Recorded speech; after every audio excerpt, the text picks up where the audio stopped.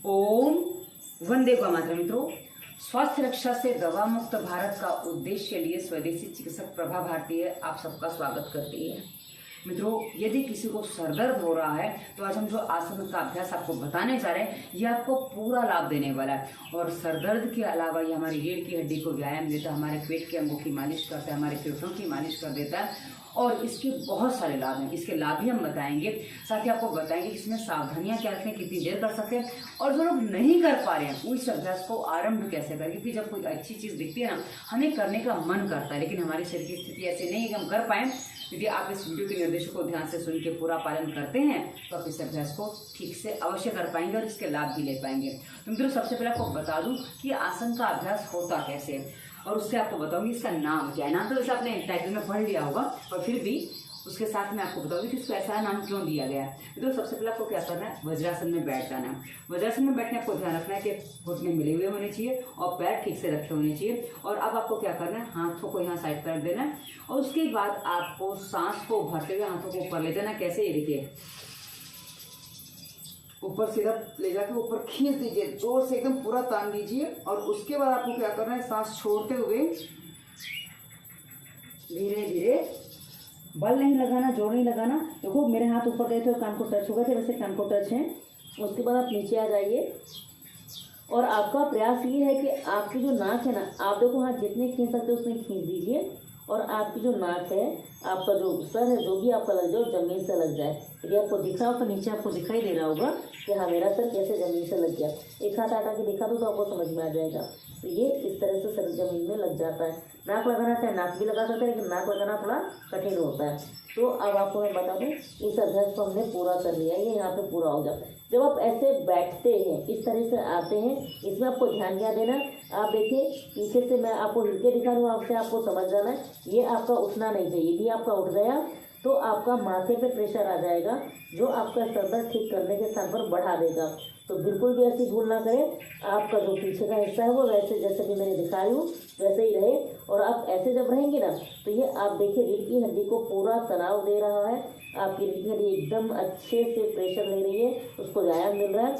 वहीं से फेफड़ों को भी व्यायाम मिल रहा है, पेट को पूरा अच्छे से दबा हुआ है तो पेट के अंगों को भी व्यायाम मिल रहा है। और जब आप ऐसी स्थिति में आ जाएंगे, सांस छोड़ के, वहाँ आपकी नॉर्मल छोटी छोटी सांस चलती रहती है। जो मैं बोल रही हूँ ना, ये सांस ना चलते मैं बोल नहीं सकूँगी, तो छोटी छोटी सांस चलती रहती है, जिससे आपको बस और छोटी छोटी सांस चलने देना है।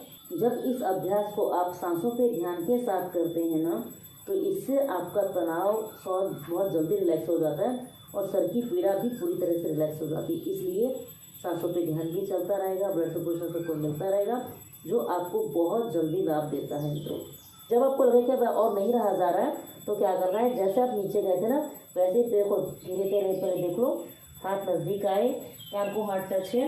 उसके बाद धीरे धीरे धीरे आपने हाथ ऊपर उठाए, सांस भरते हुए, सांस भरते ऊपर आएंगे। उसके बाद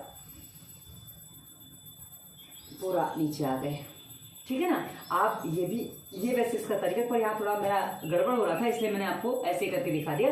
तो वापस जब आएंगे ना, ये पूरा ऐसे करके आप वापस आएंगे। उसके बाद मित्रों, इसको फिर से समझिए कि जब आप इस अभ्यास को करते हैं तो इसमें क्या होता है, आप देखिए रीढ़ की हड्डी पूरी आपकी एकदम स्ट्रेस होकर सीधी हो जाती है।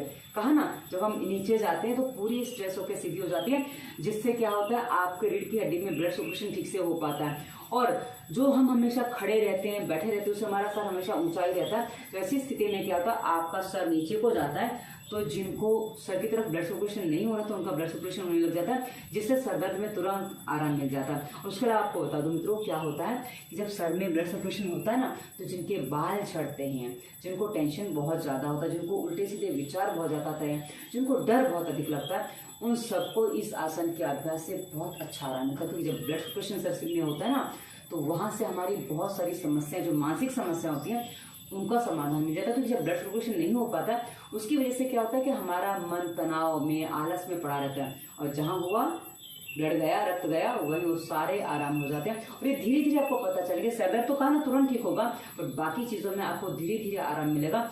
उसके बाद मित्रों आपको बता दूं और क्या स्थिति बनेगी आपकी, कि जब आप बैठे हैं, जब आप नीचे गए हैं, तो ऐसी स्थिति में क्या होगा कि आपकी रीढ़ की हड्डी के बाद आपके जो गला है, आपके जो फेफड़े हैं, फेफड़ों को अच्छी खासी आसन मालिश देता है। जब फेफड़ों की मालिश हो जाती है ना मित्रों, तो हमारे जो फेफड़े हैं, हमारी जो पसलियाँ वो अच्छे से एक्टिव हो जाती हैं, जो हमारी सांस को ठीक से भरने में, ये देखिए,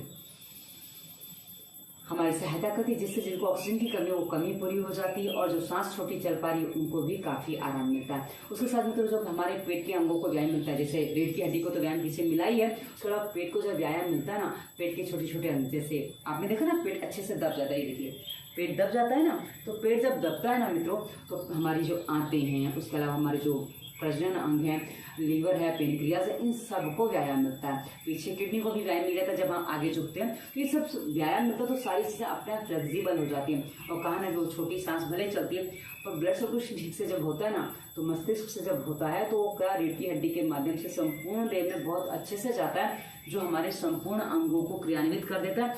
तो ये अभ्यास बहुत ही सरल है, पर हाँ जिनसे नहीं हो रहा, क्योंकि जो मोटे हैं, जिनकी बॉडी फ्लेक्सिबल नहीं है, उनसे अभ्यास अभी नहीं हो पाएगा। तो पहले सावधानी बता दूं, उसके बाद वो भी बताऊंगी कि कौन इसको कैसे, आप जो मोटे हैं, जो आप नहीं कर रहे हो, कैसे इसको शुरुआत करें। तो सबसे पहले समझ लीजिए, खाली पेट ही इस अभ्यास को करना है, क्योंकि आप देखिए ना, इस अभ्यास में आपका जो पेट है ना, वो पूरी तरह से दब जाता है। देखिए पूरी तरह से आपका जो पेट है ये दब जाता है। जब पेट दबता है, आपको मैं थोड़ा क्रॉस करके दिखा दूं, जब ये पेट दबता है ना, यदि आप इसे भरे पेट करेंगे ना, तो हर्निया आदि होने की संभावना बन जाती है। तो ये बिल्कुल भी भरे पेट नहीं करना है। खाना खा के कम से कम 4-5 घंटे बाद जब पेट एकदम हल्का महसूस हो रहा हो तभी आप करें। हाँ, किंतु ध्यान रखिए, भूखे पेट नहीं कर रहे हैं, कि भूख लगी है तो आज इस आसन को मत करो, भूख लगे उससे पहले कर लो। खाली पेट करना पर भूखे पेट नहीं करना है, दोनों में बहुत अंतर है। भूखा पेट होगा तो आपको चक्कर आने लग जाएंगे, और खाली पेट होगा तो आपको अच्छा लगेगा। वहीं स्वाभाविक है कि पेट दब रहा है, तो जो गर्भवती स्त्रियां हैं उनको बिल्कुल भी इस अभ्यास को नहीं करना है। और हाँ, यदि आपको कब्ज बहुत भयंकर है तो आप झुक नहीं पाएंगे, और जबरदस्ती झुकेंगे तो गड़बड़ हो जाएगी। इसलिए अपने अति बल का प्रयोग नहीं करना, ऐसे कि बलपूर्वक बस झुक जाओ, क्योंकि हर उम्र में बलपूर्वक आप काम नहीं कर सकते हो। तो यदि छोटे बच्चे उनको करवा देते, पर बड़े लोगों को बलपूर्वक नहीं करना है। जितना आपसे जाते बने उतना जाइए। यदि आज आप शुरुआत कर रहे हैं, तो यदि आप इतना जा पा रहे हैं तो इतना ही जाइए, फिर धीरे धीरे धीरे धीरे आप आगे भी बढ़ पाएंगे, मतलब जितना कर पाएं तो आप उस हिसाब से करेंगे तो ये हो जाएगा। उसके बाद तो आप बता दूं, जो लोग नहीं कर पा रहे, मतलब जिनसे इस तरह झुका नहीं जाता, बैठा नहीं जाता, वज्रासन में बैठा नहीं जाता, उनको भी बता दूं। और आपको जो वज्रासन में नहीं बैठ सकते, जो घुटने जिनके नहीं होते, वो कैसे करें वो भी बता दूं। पहले वो बता दूं, उसके बाद नीचे बैठ के बताऊंगी। तो क्या करना है आपको, आप कोई पलंग वगैरह पे बैठ जाइए। पर पलंग पे आपको बैठना कैसे है, गद्दा है ना, तो आपको थोड़ा आगे को होकर बैठना है। ऐसा नहीं कि पूरा ऐसे बैठ जाओगे ना, तो क्या है ना, गद्दा अंदर धंस जाएगा तो आपके पैर पूरे ऊपर आ गए। तो अब देख लीजिए मैं कैसे बैठी हूँ, आगे को होकर बैठना है, जिससे क्या गद्दे का प्रभाव आपको ना मिले, और आपको पैर हो सकते उतने मिला लेने, चाहे तो आप बांध सकते हैं, पैरों को बांध लेंगे तो और सरल हो जाएगा। बांधने से क्या पैर अलग नहीं होंगे। उसके बाद आपको क्या करना है कि हाथों को वैसे ऊपर ले जाइए और नीचे लाइए, जितना आते बने उतना आइए।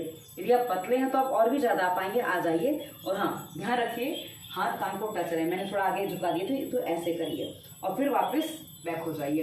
तो आप यहाँ से शुरुआत करिए, आपसे भूमि पर नहीं बैठा जा रहा है तो। और जो भूमि पर बैठ पा रहे हैं पर वज्रासन नहीं लग रहा है, उनको क्या करना है, उनको आलती पालती मार के बैठ पाते तो ऐसे कर लीजिए। और नहीं बैठते बन रहा है तो कोई बात नहीं, ऐसे पैर रख लीजिए, पैर खोल के रख लीजिए। और घुटने इतने भी नहीं मुड़ रहे हैं तो अब धीरे धीरे घुटनों को पूरा ऐसे खोलिए, पैर पूरे खोल लीजिए। उसके बाद आपको क्या करना है कि आपको वापस वही करना, तो वही क्रिया है, और आगे झुकना है, कान हाथ को टच है और आगे झुकना है। अब कई बार लोग गलती कहाँ करते हैं कि ऐसे जाते जाते यूं हो जाते हैं, और फिर वो यूं हाथों पर टिक जाते हैं। ये हाथों पे आपको नहीं टिकना है, चाहे आप ऐसे करो चाहे कैसे भी स्थिति में करो, आपको ये नहीं करना है। इसलिए मैंने कहा हाथों को कान पे टच रखना, भले जितना आते बने उतना आएंगे ऐसे, और नहीं आते बने मत आइए। इतना आ रहे हैं, आज इतना आएंगे, कल इतना, परसों इतना, धीरे धीरे टच हो जाएगा। और घुटनों में दर्द है, शरीर मोटा है, उसके लिए मित्रों इसी वीडियो के डिस्क्रिप्शन में मजबूत जोड़ प्लेलिस्ट में आपको घुटने के दर्द पर, और पेट मोटा है, वजन कम करना है तो उसके लिए उदर प्लेलिस्ट में आपको विस्तार से वीडियो मिल जाएंगे। और हमने गर्भावस्था प्लेलिस्ट की बात की थी, वो भी आपको डिस्क्रिप्शन में मिल जाएगी, क्योंकि गर्भवती स्त्रियां जो नहीं करेंगे उनको क्या करना चाहिए वो भी तो जरूरी है ना। तो उसके लिए आप डिस्क्रिप्शन में गर्भावस्था प्लेलिस्ट का लिंक देख लीजिएगा, आपको सारी जानकारी मिल जाएगी। तो मित्रों ये आपको वहां हम बता रहे हैं कि आपको कैसे क्या करना है, जो नहीं कर पाए, क्योंकि शरीर को स्वस्थ बनाना हमारी अपनी जिम्मेदारी है, किसी और की नहीं है। और आप ये सोचें कि आप छोटा छोटा कुछ करके स्वस्थ हो जाएंगे, पॉसिबल ही नहीं, क्योंकि ऐसा होता तो आज लोग इतनी जल्दी बिना मौत के नहीं मरते। क्योंकि हम देखते हैं कई बार अस्पताल जाने तक का समय नहीं मिलता, उससे पहले ही राम नाम सत्य हो जाता है। तो ये आपको समझना होगा। और सर दर्द के लिए हमें विस्तार से वीडियो, इसी वीडियो के डिस्क्रिप्शन में दवा मुक्ति प्लेलिस्ट मिली है, क्योंकि किसी किसी का सर दर्द बहुत भयंकर होता है, ऐसा होता है कि उनको बहुत लंबे समय से हो रहा है, ऑक्सीजन नहीं मिल पा रहा है, और बहुत सारी चीज़ें ऐसी हो जाती हैं जिसके कारण कभी कभी और भी चीज़ें उसके कारण कुछ चीज़ें लग जाती हैं। तो वहाँ यदि आप सर दर्द के कारण को समझ लेंगे, उसके बाद सर दर्द का समाधान करने जाएंगे, तो आपको बहुत जल्दी समाधान मिलेगा। पर मित्रों, यदि आपको बाकी वीडियो देखने का समय नहीं है, क्योंकि गर्भावस्था के तो देखने पड़ेंगे, पर बाकी वीडियो देखने का आपको समय नहीं है, तो कम से कम इसी वीडियो के डिस्क्रिप्शन में 2 प्लेलिस्ट आपको समझनी होगी, रोगों के कारण और स्वास्थ्य नियम। इतना भी आप समझ लेते हैं, रोगों के कारणों को दूर कर देते हैं और स्वास्थ्य नियम का पालन करना आरंभ कर देते हैं, तो आपकी हर समस्या का समाधान उतनी से ही होने लग जाएगा। साथ में आसन का अभ्यास करिए, आपको 100% पूरा समाधान धीरे धीरे मिलने लगेगा। पर हाँ, जितना पालन करिए उतना ही समाधान मिलेगा, क्योंकि निश्चित है भूलें सुधारो, अपने रोगों को ठीक कर लो। तो ये विधि होती है रोगों को ठीक करने की। और मित्रों, इसी वीडियो के डिस्क्रिप्शन में आपको इंस्टाग्राम, फेसबुक का लिंक मिलेगा, जहाँ बहुत सारे मोटिवेशनल थॉट्स देते हैं जो आपको जीवन जीने में सहायता करते हैं।